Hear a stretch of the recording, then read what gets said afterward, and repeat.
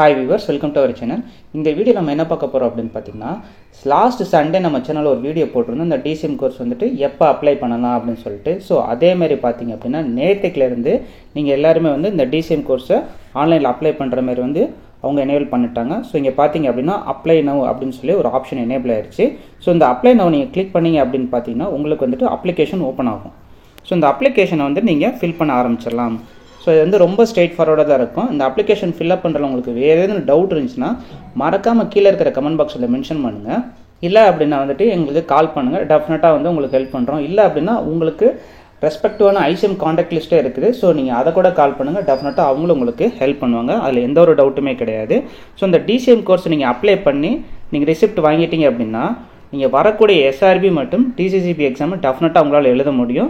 So அதனால் miss பண்ணிடாதீங்க. வரக்கூடிய இந்த கோஆப்ரேட்டிவ் எக்ஸாம், அதாவது SRB மற்றும் CCP எக்ஸாமை மிஸ் பண்ணிடாதீங்க.